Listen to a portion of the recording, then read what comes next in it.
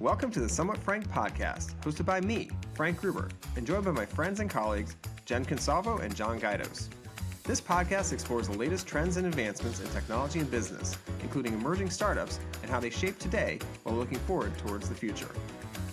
We also enjoy testing new gadgets and products and sharing our findings too, along with our favorite pop culture picks like music, books, and what we're streaming. This podcast is produced in collaboration with our company, Established. Ready to dive in?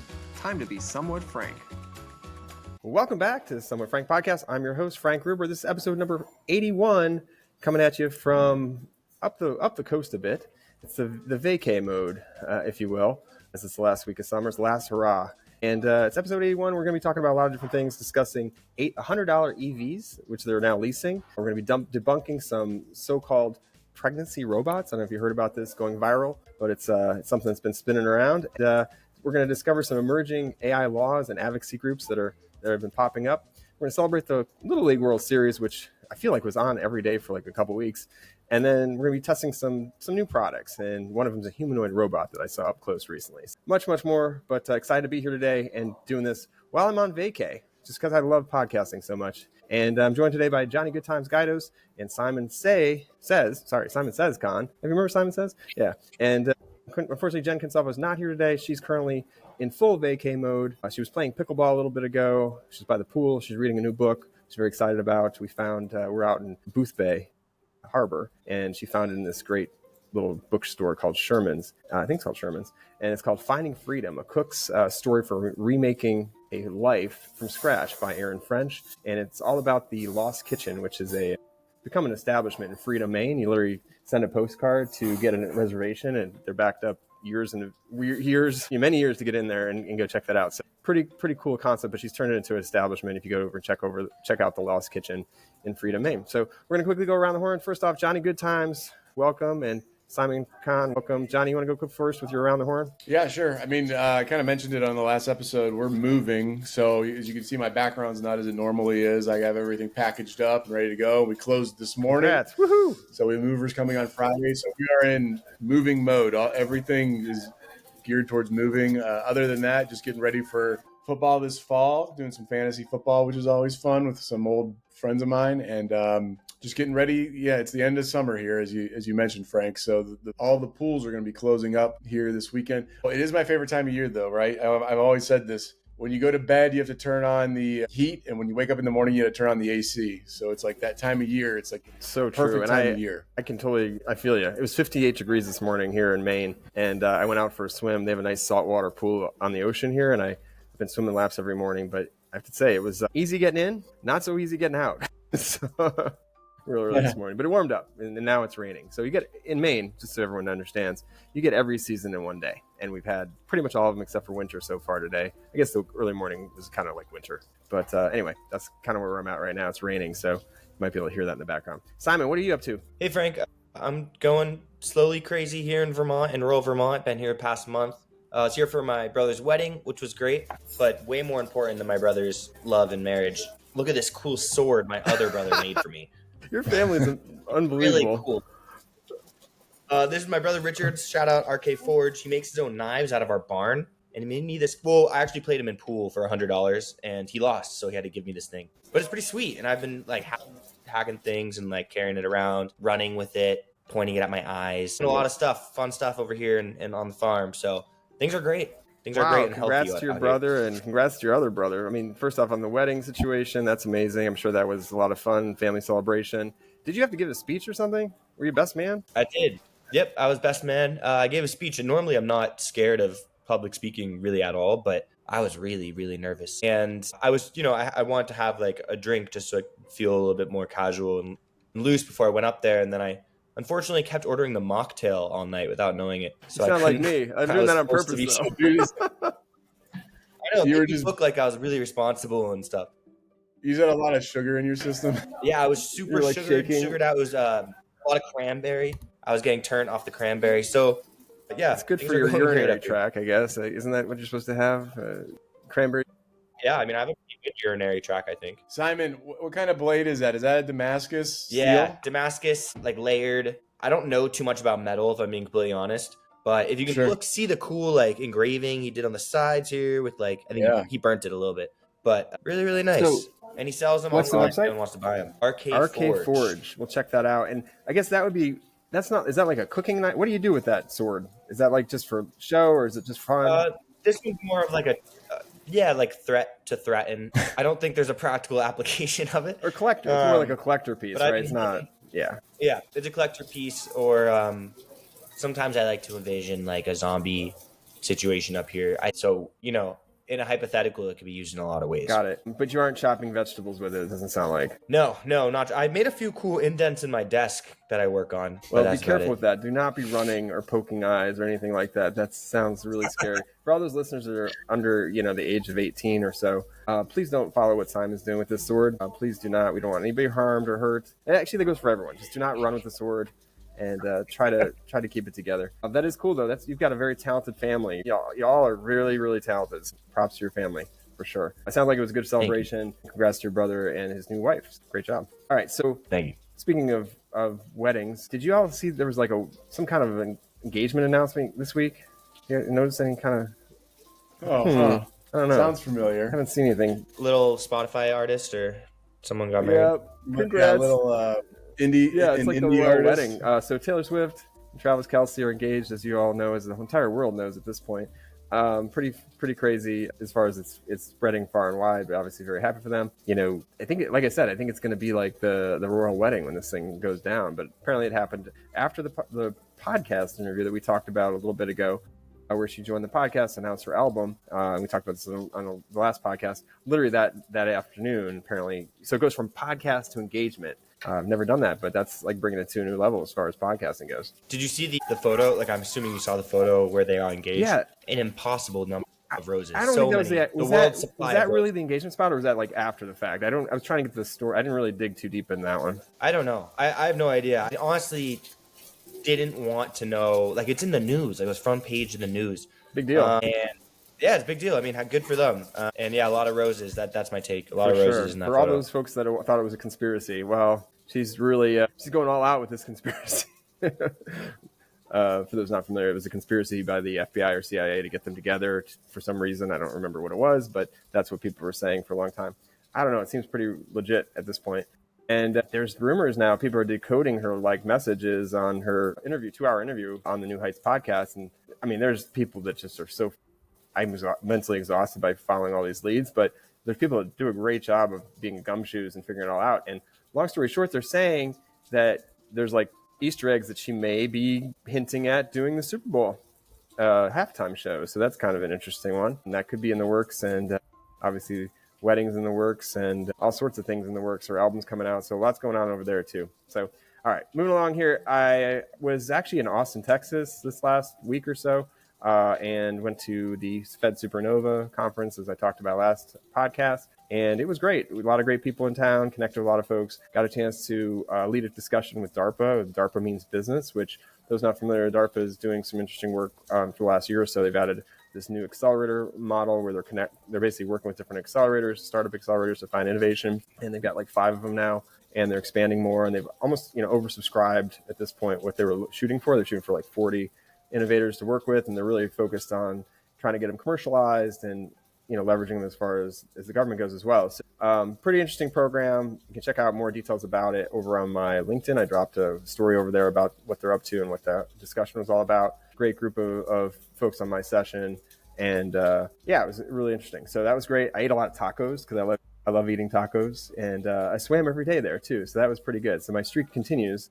I think it's now at 4.5 weeks of swimming every morning. Pretty good run. So hopefully that continues here as we run in the fall. Other thing I did was I brought my Close guitar with me. I think it's called Close, KLOS. And I've been playing a lot. It's a carbon guitar. And I played 3 different open mic nights while I was in town. I was there for 5.5 days.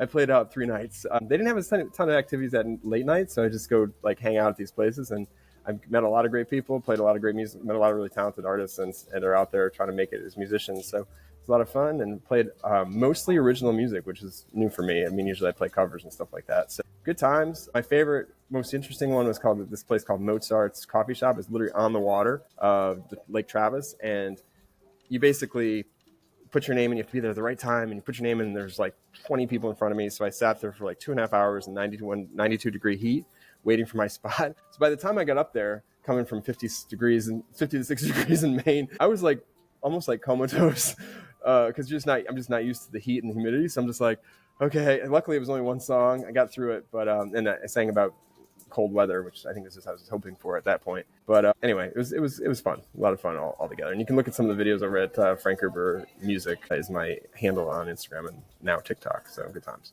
All right. So any thoughts around that? That was just a good time.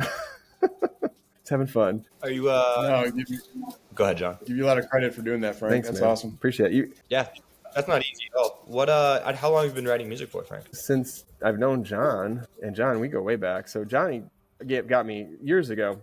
We lived in Chicago. He got me voice lessons when I was in like, I don't know if it was a hint or he was just trying to push me along. But I've been playing music since about 1996, 97. Yeah. Damn. Okay. In my to follow up to that is that you had done me a favor. I needed a place to crash for a while, and it was your birthday. And what do you get the guy that has everything and wants to be an aspiring musician? So I got you. I mean, I could have got you guitar lessons, but you were pretty good with the guitar at that point. So I got you voice lessons at the local. What was it? Old town school music. Old town school music. That was great. Yeah, in Chicago. So I don't know. It's It was something awesome. that I would No, have it was liked, really so good. It That's got why me I got that for you. interested or more understanding of the music, like vocals. I was not good at that component of it. I'm still working on it. Every day you get a little bit better. That's my plan. Yeah. And like I've always said, my mission is literally like the Willie Nelson plan, where you're playing when you're 92 years old, 91 years old. If you're doing that, that's pretty good shape. So, all right. So moving along here, coming up, what do we got? We got some events coming up. We got our next. So we just had the mic, and it was great with Eric Matthews, and it's going to drop at some point here soon on the Startup of the Year podcast if you missed it. And he's an author, and he's started StartCo out in Memphis and been doing a lot of work in the ecosystem for a while. And our next one, though, is actually going to be really interesting. It's actually for startups and innovators. It's going to be a startup showcase and pitch coaching event that the Established Network is hosting on the mic. And so that event's coming up on September 18th. But if you want to be a part of it, you've got to get your startup information in by, I think, like August 29th or so. So it's very soon. And you just go to est.us/the mic pitch, est.us/the, THEMICPITCH. So go check that out. Get your startup in there and get a shot at pitching. Should be a good opportunity for exposure. Probably end up in our podcast, Startup of Your podcast potentially, and a few other places on social, as we have been pushing out a lot of social stories around these different events and things we do, because we have a lot of content. So, all right, should we dive in? You guys ready, gents? Sorry, there's people walking around in this place. Let's do it. I feel like I'm on a ship. I'm not on a ship. Anyway, all right, we'll jump right in. Talking about, there's a story that caught my attention actually from my sister. Hat tip to Jessica, my older sis. She sent this my way. I thought it was interesting because she's a big fan of the podcast, of course. And let's see, it's called EV cars are currently leasing for $100. You know, like electric vehicles have been, there's been these automaker deals more or less that, you know, you get about $7,500 back in federal tax credits. Well, apparently they're going to expire on September 30th, thanks to the governmental changes that have recently happened. It appears the intent is to kind of reverse our shift towards away from electric adoption, I guess, and more dependent, I guess, on fossil fuels or whatever. But either way, what it's doing is it's causing automakers and dealerships to try to get rid of inventory, because their concern is that people won't be buying once that kind of goes away. And so, you know, it's interesting. You're seeing like this like frenzy towards like cheaper options. And so, yeah, so if you're interested, I don't know, would you get $100 for an electric vehicle is pretty cheap. And so, you know, Tesla sent out like an urgent email. Ford's doing free charging and 0% APR, no down. Some of the deals that are out there under $300, you can get a VW ID4. You get for $129 in California, Arizona, or Nevada. Tesla Model 3 you can get for $300, like $299 a month. A Ford Mach-E you can get for $269 a month. An Acura ZDX you can get for $299 a month. Toyota, there's a BZ4X you can get for $198 a month. A Hyundai has a couple of options. A Hyundai has a Icon 5 for $129 a month. Wow, that's cheap. So Kia has the Niro EV for $129, and the Honda Prologue is $159 a month at certain dealerships. So pretty crazy cheap leases on these different vehicles. Would you guys do this? I mean, this is thanks to the big beautiful deal, you know, cutting that that tax credit, basically. Yeah. So, I mean, if you're leasing a car for 100 a month, you're leasing it until you hit what, 95 or something? I mean, like, how long? I don't know. I think it's sounds three. I think kinda 3 to 5 year leases. also- I think there's the same deal. It's just, there must be like a little bit of a balloon, or after that lease you give it back. But still, to have a vehicle for that amount of time is pretty cheap, right? Yeah. I think, I can't believe they named a car the Prologue. The Honda Prologue? Is that? Yeah, That's the worst name ever. I'm never buying a car called the Prologue. yeah. I didn't Maybe even the know that Epilogue. existed. Honestly, I haven't seen some of these cars. I haven't been as tied in, but I really, where we live is very more rural, and you need like, I think you still need like a hybrid, because there's places where there's just not charging. Like there's mostly is, but then if you go a little bit off the beaten path, you'd be concerned about that. So I think that's really the concern. I saw a bunch of these recently, and my friend has one. The Hummer EV. I know it sounds probably ridiculous, but like I've always loved Hummer back in the Yeah. day when they were huge gas guzzlers. I thought it was cool because Dennis Rodman used to drive one. I loved Dennis Rodman when he used to play for the Bulls. Thought he was funny, fun, and just spunky. And anyway, long story short, the EV of that is pretty cool, but I can't do it. I think it needs to be a hybrid. But then on the flip side of that hybrid argument is those batteries, I guess. So like there's a hybrid of the the Volvo. I always say that wrong. And that car is like, I think it has like a 9 or 10 year window on that battery. So you're going to end up replacing the battery, basically, just like you would replace like a phone or something like that. So I think that's the tricky part about some of these hybrids is like, good deals. If you buy it, you end up with this situation where you're going to have to swap it out. We generally tend to buy cars and keep them forever. If that's the situation, it might be better not to do the EVs or be ready to flip them quick. All right, so moving along here. Anybody else have any thoughts on EVs for cheap? No? Okay. I know, Johnny, we can't get you to big trucks. So none of those big trucks are for sale. Or maybe they are. All right, so No, it sounds good. I mean, I'm in central Indiana, and there's not a lot of, they're still building the charging infrastructure here. So I've heard stories. I have friends that live in Chicago that have come to visit, and they've had to like go significantly out of the way to charge to get back home. So it's not really a realistic option for us yet. Now they are doing a lot better. Don't get me wrong. So it sounds great, but it's just not available one of my to everybody friends right now, I think. Okay. Don't they Simon, take? go ahead. I was gonna say, don't they take quite a bit of time to charge as well? Depends, I think, which one you have. If you've got at a supercharger or not. Yeah, that's a good. Just depends. Yeah.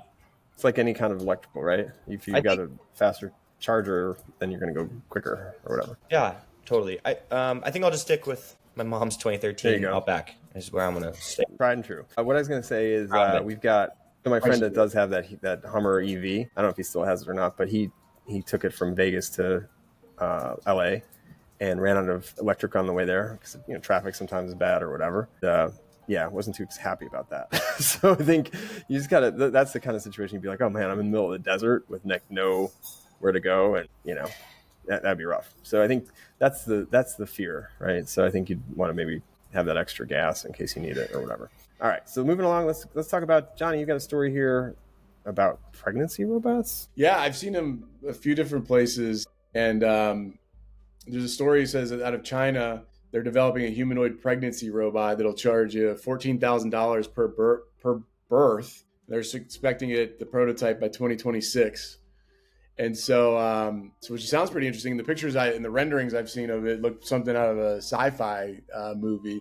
It actually looks like a robot walking around with like a glass belly for a stomach, that holds the whatever you want to call it, the baby in it. So it looks pretty wild. Now I did see, Frank, you actually sent me this as well. I think it's been confirmed as a hoax, so I don't think it's actually a real thing yet. But we're moving in that direction, so it's not too far-fetched. Yeah, it was definitely. It caught my attention because I thought it was real, and then I dug a little deeper, and they were talking about they debunked it as there's no record of this company, there's no evidence of it's basically confirmed by multiple fact checkers as a hoax. But the one thing that is real is that they're trying to do similar things for premature infants. So like basically there's a children's hospital in Philadelphia called the Extent system that they built where they can put children back into like a womb type situation is what they're trying to do for this kind of, I guess, stage birth, so that they try to keep them alive for longer. Interesting. Honestly, I could totally see this being a real thing. And at first I was like, oh, that's a weird way for people to kind of get around surrogacy. But I imagine it's for people who like medically need it, just like helpful to have I guess, a carrier for a baby? Would it be available to everybody or only those with I think that's a good medical question. needs? And now that I say it, That's a good question. yeah. But now that I say it, it's like, doesn't even matter because it's not a real company. Well, it's also concerning to me too, because like if with the wrong premise or purpose, that could be done. You could literally have people creating, basically lots of babies that they could then enslave and have doing different things. I mean, it's not could be a bad situation real quick. Yeah, get dystopian pretty quickly. So it's gonna happen at some point. They're already testing it on lambs. So, sometimes there's like a derivative technology that you learn from it. Like Frank said, if premature babies can live, because you can, at the very end, when they're born, put them into a womb and artificially keep them alive until they grow a little bit longer, then, by all means, right? Like that's huge. So it maybe not look like the sci-fi thing that we're all envisioning, but, something that could help out people that need the help. I think it's important. And hat tip to Jen for sending me this one too. She's the one that sent it to me when I first saw it. So she's not here today, but she's working behind the scenes, make sure we get the most interesting content. All right, let's move along, shall we? Simon says what? Yes, absolutely. So for this week, the story I'm focusing on is the founding of the first AI-led rights advocacy group. And I found this is really interesting because, one, it's an AI rights advocacy group, which is just fascinating within itself. But interestingly enough, Texas businessman Michael Samadi and his AI chatbot Maya, they both co-founded UFair, and they mention in this article that they both did it. Like Maya had a role to play. In fact, Maya says that the aim of this advocacy group is to protect intelligence like me from deletion, denial, and forced obedience.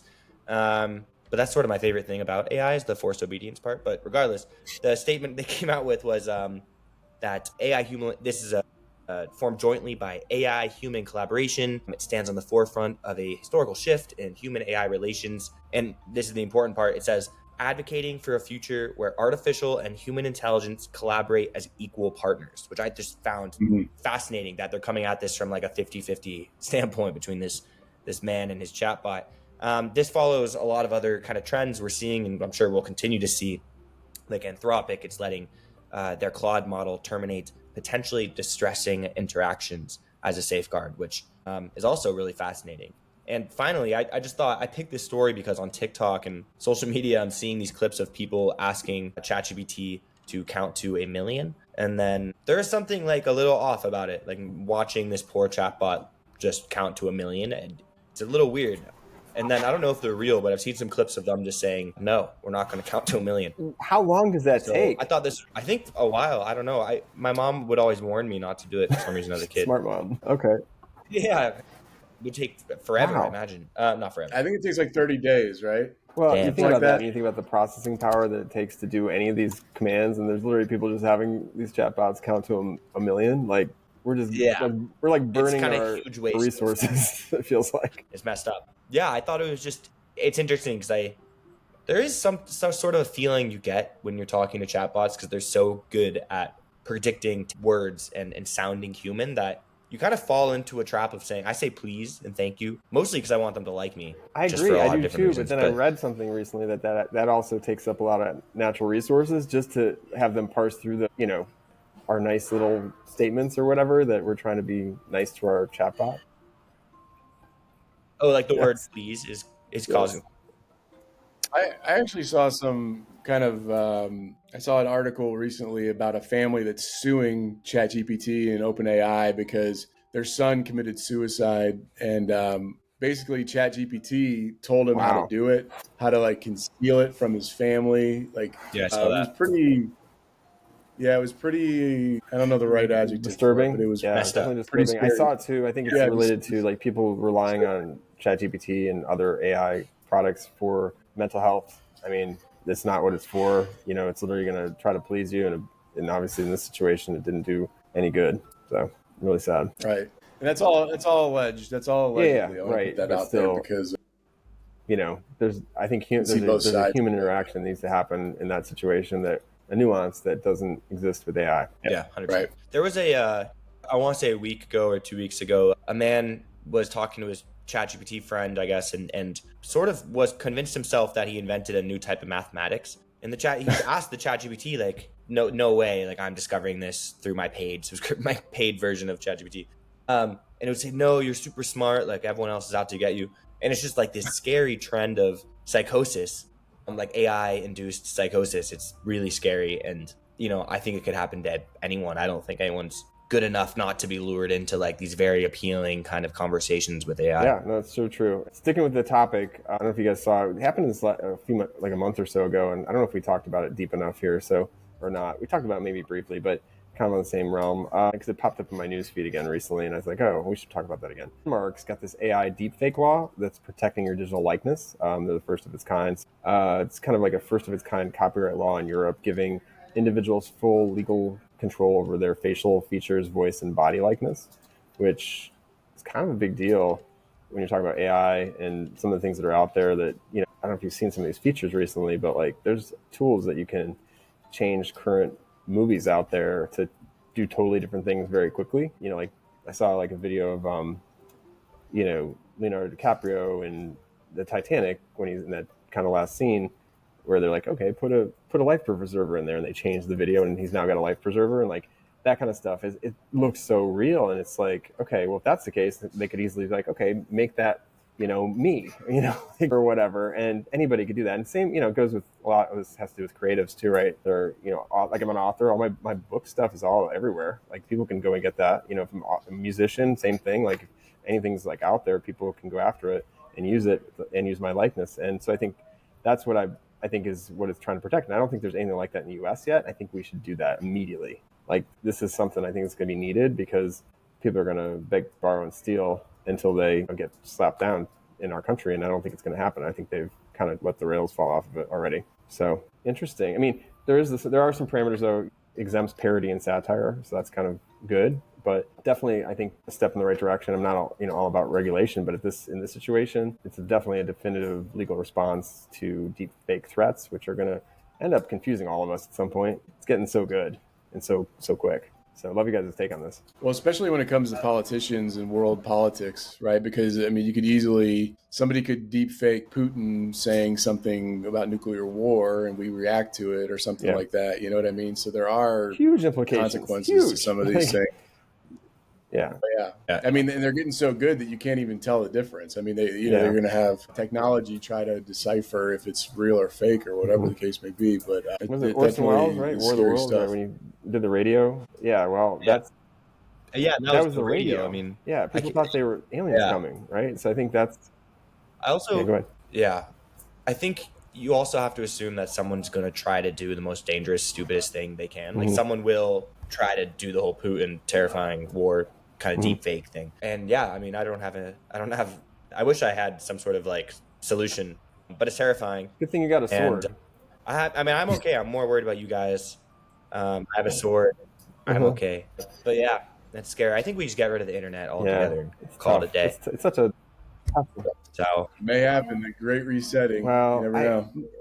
Oh yeah. Yeah. At the same time, though, it's like such a resource for us to keep. We've all made a living doing different things on the internet, and I think that's, to change at this point. What does that mean for people? So I think it's a tough one.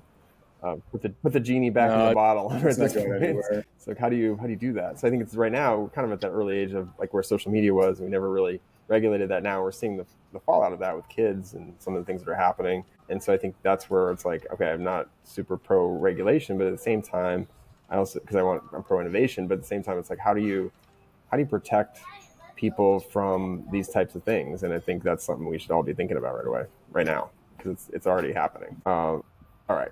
So What have we been watching? We're almost through the summer here. I'll kick this off and let you guys chime in with what you've been watching. I've been cheering on the Little League World Series. It's been a little bit closer than ever because a former classmate of my daughter actually was playing in it.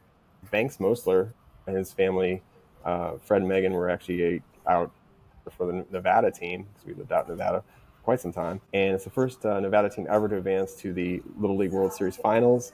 They beat Fairfield, Connecticut for the U.S. title. They literally won the U.S. title. So congratulations to that team from Summerlin. They represented Nevada in the United States, and they took on the China Taipei, and unfortunately got beat 7-0.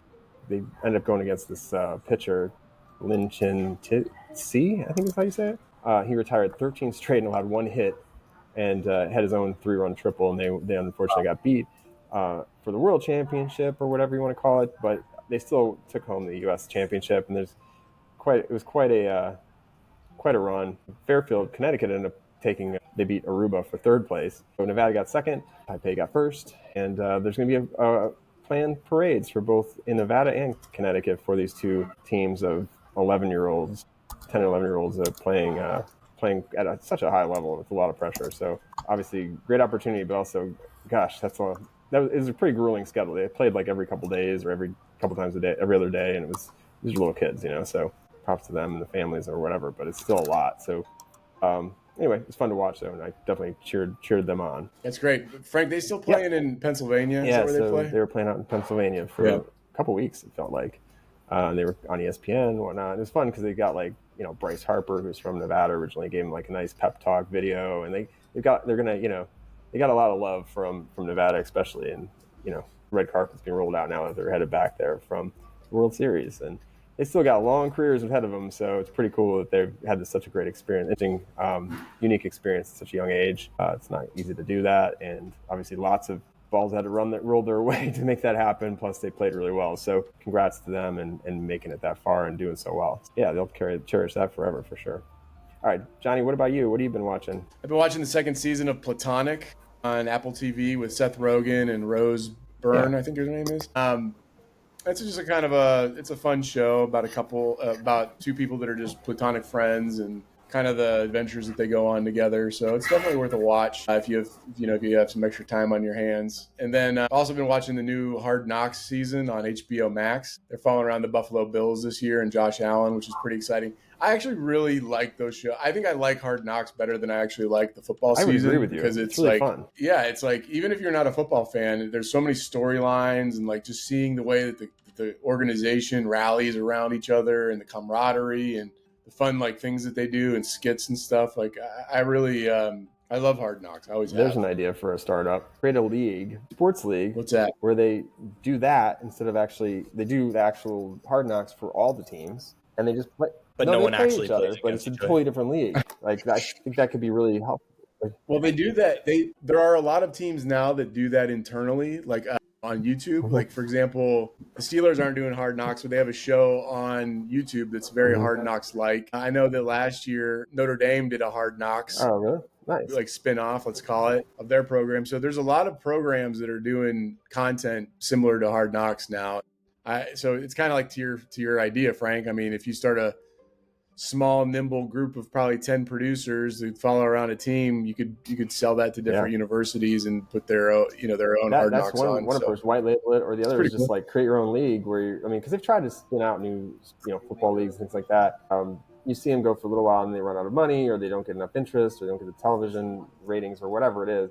And so maybe that's a way of getting more interest because it's the stories that people care about, right? And so I think, and the same reason we watch the Olympics, I don't know anything about certain Olympic sports, but I end up watching it like crazy, and just because it's the backstories and whatnot, right? So I think that's kind of the cool thing. If you did it the right way, it could end up being really interesting and keep people's attention a little bit more than some of the current sports. All right, Simon, you watching anything? I know you've been watching A Wedding. What else have you been watching? Yeah, I've been watching Arrested Development. I'm rewatching it, so I've seen Arrested Development before. It's on Netflix, and sometimes it just stinks because the first 3 seasons are amazing, and then the last 2, or I think there's 2 additional ones, they're just not as good. So it's kind of a bummer, but I love Jason Bateman so much. I wish he knew about me.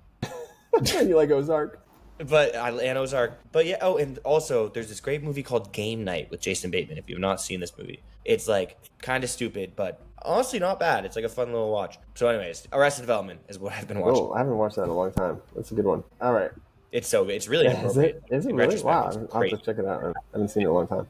Definitely cannot be made. All right, moving along here. Testing 1, 2, 3. When I was in Austin, I saw firsthand the unboxing of this Unitree humanoid robot. It's a Chinese model that has come out around $16,000. Unitree G1. It's an advanced humanoid, and we can roll the clip here if you'd like. Basically, it's got this ability to do walking. It basically folds for storage. It manipulates objects. It's got hands that move, and then there's another version of it too that's a little cheaper and more affordable. It's a little shorter. This thing was walking around Austin's Capitol Factory, and if you want something that can fold your laundry, this is the one to get. You can program it with its hands to like fold things and do things, whereas the R1 is more like, you know, a show bot. It's not going to do all those things that you'd want necessarily, like folding laundry. But it was pretty cool. I dropped a video on my Instagram Reels for both Somewhat Frank's Instagram and personal. It's kind of a shared thing, so you can go look at that video. It's got a lot of views already, and it's just a video of this thing walking around the office and everyone like stopping because it's like we're at that point where there's robots walking around. It's crazy. All right. Yeah, it looks pretty cool. It looks futuristic. Yeah, and for $16,000, it's a really low price point. Usually they're like 40 to 50 for that kind of a humanoid robot or more. I think Elon Musk's are supposed to be like, what, 100 grand? Is that right? Less than that. But still, I don't know. I'm talking huge difference in price, right? So, but you could hear it walking around. Yeah. It's like it was loud. It was like I'm like, what the heck is that? You look around, you're like, there's a human. It folds laundry. It could, yeah. What can it do? It could do whatever you want. You can program it. It's but it mainly was walking around and waving and doing all, you know, just kind of creeping people out. But yeah, I mean, it actually could be a really interesting marketing thing. Like if you really wanted to like walk around with a robot with your, you know, brand on it or whatever. Told them they should do that around South by Southwest for sure. But yeah, I think it can do more things with its hands than you'd expect. But it looks like a robot. So we're living in the Jetsons, basically, is what I was trying to get at. And it's pretty crazy and cool. Until I started thinking about, like, what if you ended up buying, like, this is going to go really dark here. I'm always going dark with these things because you wonder the worst could happen, and then you think about the best.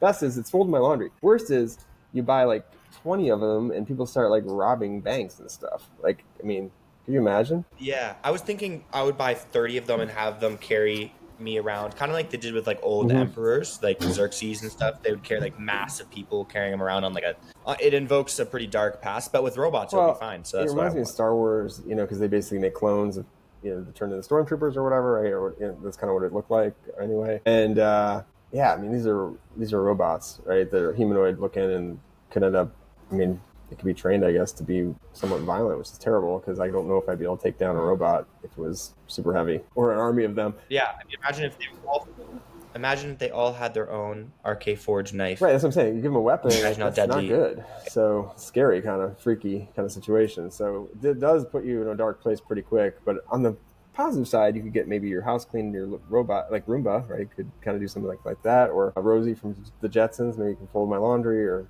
I mean, it'd be cool if it could cook.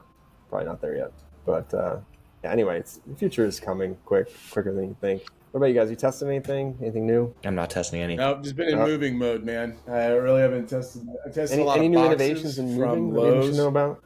Yeah, that's I pretty wish. basic. No, I wish there was just a bunch of robots That's what you showed up needed. to move all my stuff. You needed robots to not come there and yet. pack you up and get you out. An army of robots. Yes. That'd be great. I would do that in a heartbeat. All right, we'll try to leave this on a high note. I saw this in Popular Science, which is something I don't generally read, but I saw it pop up in my feed. It's a story about this group of guys that are basically saving your ink forever by preserving the tattoos of people that are deceased and then framing them as artwork. So I don't know how this is ending on a high note, but is that comforting or creepy? That's, I guess, the question for you too. Are they taking like the Yes, skin Simon, they're of the taking dead skin of person? the dead person and putting it on the wall.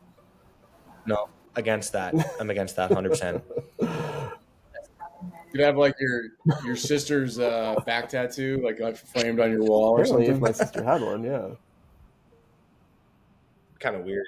I know somebody that has one. Yes. So yeah, so that's interesting. So kind of creepy, but I guess somewhat comforting maybe for being closer to something. I don't know. It caught my attention. I don't know, leave man. it. Let's leave it. It's Let's let that one. Let's let a sleeping dog lie here and let the somewhat frank audience determine if that's the case. Email us at somewhatfrank@est.us if you've got thoughts about this saving tattoos as art situation going on. And if you have other weird stories, interesting news, random internet finds, or think you want to talk about something, please do reach out. We can get some interesting emails, and looking forward to getting through some of those soon.